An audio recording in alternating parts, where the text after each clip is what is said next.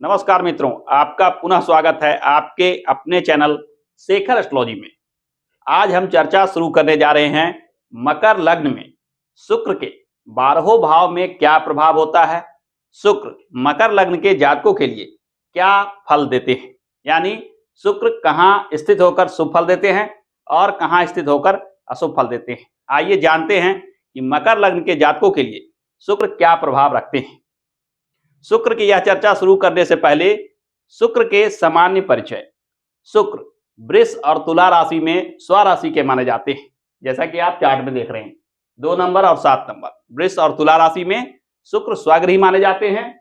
12 number यानी mean राशि में उच्च राशि के, 6 नंबर यानी कन्या राशि में नीच राशि के शुक्र माने जाते हैं।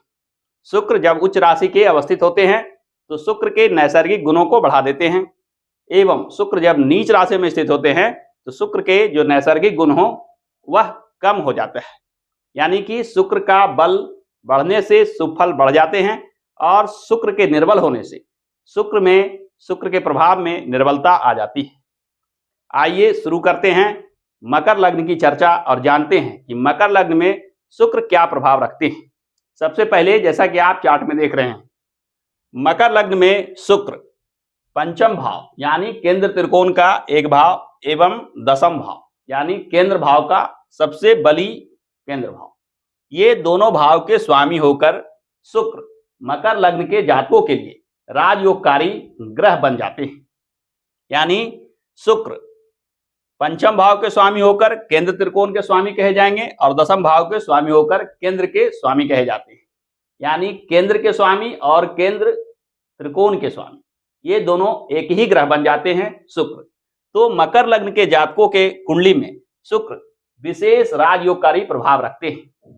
मैंने इससे पहले भी एक वीडियो में राजयोगकारी लग्न और शुभ लग्न की चर्चा में इसकी चर्चा की थी कि कुछ खास लग्नों में एक ही ग्रह दोनों भाव के स्वामी हो जाते हैं, यानी केंद्र के और केंद्र त्रिकोण भाव और राजयोगकारी प्रभाव रखते हैं। यदि आपने वह वीडियो अभी तक नहीं देखा है तो उस वीडियो को अवश्य जाकर देखें। आइए जानते हैं कि शुक्र यहाँ जो राजयोगकारी प्रभाव रखते हैं कहाँ किस भाव में स्थित होकर क्या प्रभाव देते हैं। ये राजयोगकारी ग्रह हमेशा शुभ फल देने वाले माने जाएंगे। शुक्र यदि लग्न में विराजमान हो तो शुक्र आपको विशेष शुभ फल देते हैं। यहाँ शुक्र विराजमान होकर रोजी रोजगार के मामले में आपको आत्मबल देता है। कोई कार्य को करने में बल, बुद्धि, विद्या इत्यादि पे शुक्र का प्रभाव होता है। शुक्र कला, संगीत जैसे क्षेत्रों का प्रतिनिधित्व करते हैं, अतः इन क्षेत्रों में भी आपकी रुचि बढ़ जाती है। प्रथम भाव के बाद चर्चा करें अगर द्वितीय भाव, यहाँ कुंभ राशि के शुक्र विराजमान होते हैं। ये शुक्र धन भाव में स्थित होकर धन के लिए अत्यंत श्रेष्ठ स्थिति में आ जाते हैं, यानी धनार्जन अब आपके लिए बड़ा आसान हो जाता है। आप शुक्र से जुड़े क्षेत्रों से विशेष धनार्जन करते हैं, यानी साहित्य, संगीत, कला इत्यादि क्षेत्र हो या आधुनिक फैशन से जुड़े क्षेत्र हो, इन क्षेत्रों में आपकी रुचि भी होती है, उससे धनार्जन भी अच्छी खासी कर पाते हैं। यदि चर्चा की जाए शुक्र के तृतीय यानी पराक्रम भाव में विराजमान होने, तृतीय पराक्रम भाव में शुक्र विराजित होकर उच्च राशि में आ जाते हैं। यहाँ शुक्र विराजित होकर शुक्र विशेष शुभ फल देने वाले ग्रह बन जाते हैं, क्योंकि यह राजयोगकारी ग्रह का उच्च राशि में विराजमान होना जीवन के समस्त क्षेत्रों पे शुभ प्रभाव देता है। यहाँ शुक्र विराजित होकर न केवल आपको साहस, शक्ति, पराक्रम देते हैं, बल्कि शुक्र से जुड़े क्षेत्रों में रुचि देते हैं, उससे लाभ देते हैं। धनार्जन का मामला हो या किसी भी प्रकार की संपत्ति इकट्ठा करने का बात हो, हर मामलों को लेकर ये शुक्र अब आपको सदा सर्वदा के लिए सहयोग करते हैं और आप जीवन में विशेष धनार्जन कर पाते हैं। तृतीय भाव की बाद चर्चा करते हैं चतुर्थ भाव के शुक्र। चतुर्थ भाव में शुक्र मेष राशि के विराजित होते हैं। ये शुक्र बाहरी रंग रूप दिखावा करने में रुचि देते हैं, यानी आप लोगों को बाहरी रंग रूप के आधार पे जज करते हैं और आप भी चाहते हैं कि आपका प्रतिष्ठा बने, इसके लिए बाहरी तौर पे आप दिखावा पसंद करते हैं। चतुर्थ माता भाव और घर का भाव होने की वजह से इन क्षेत्रों को लेकर शुक्र विशेष शुभ फल देते हैं। यहाँ विराजित होकर शुक्र सीधे अपने राशि को देखते हैं, जो कार्य क्षेत्र, कर्म क्षेत्र को लेकर अच्छा योग बनाते हैं। चतुर्थ भाव के बाद अगर हम चर्चा करें पंचम भाव में शुक्र के विराजित होने, पंचम भाव केंद्र त्रिकोण भाव में शुक्र स्वगृही के विराजित हो जाते हैं। ये शुक्र के क्षेत्रों में विद्या बुद्धि विवेक तो देते ही हैं, साथ ही साथ स्वगृही के होकर ये शुक्र अब अत्यंत शुभ फल देने वाले ग्रह बन जाते हैं। मकर लग्न की कुंडली में अगर शुक्र पंचम भाव में विराजमान हो तो जीवन में धन संपदा, ऐशो आराम, यश प्रतिष्ठा आदि सारे भौतिक लाभ आपको प्राप्त होते हैं।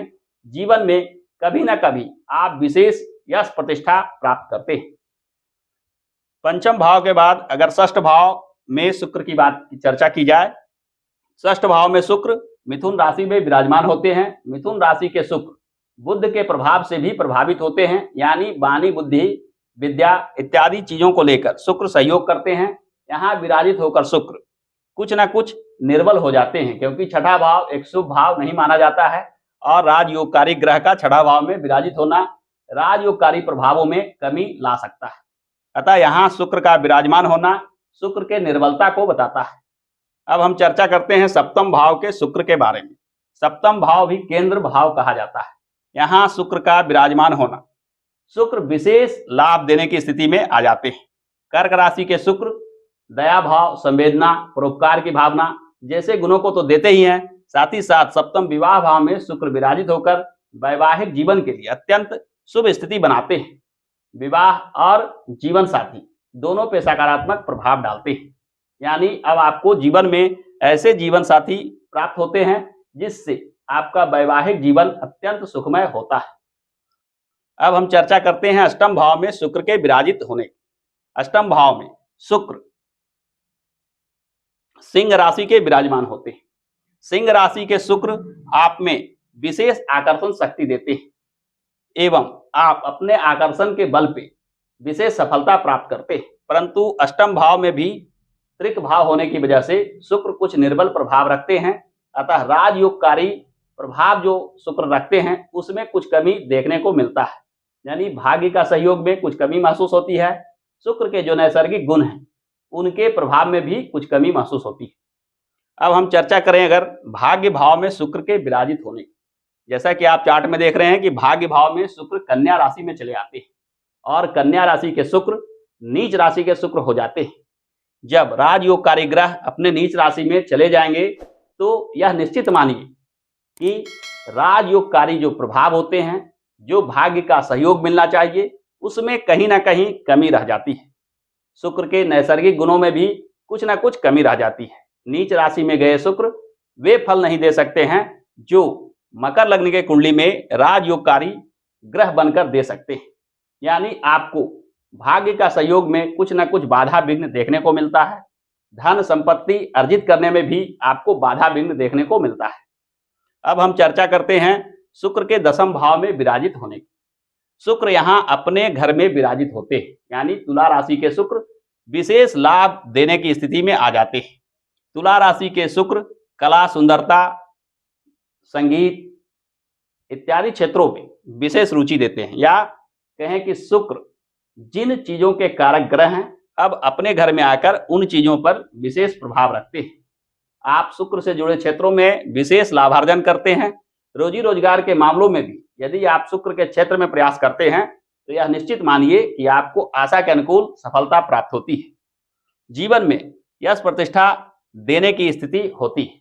ये शुक्र यहाँ विराजित होकर पूर्ण राजयोग के फल देते हैं, कर्म भाव में विराजित होकर, क्योंकि दशम भाव केंद्र भाव में सबसे बली केंद्र भाव कहे जाते हैं।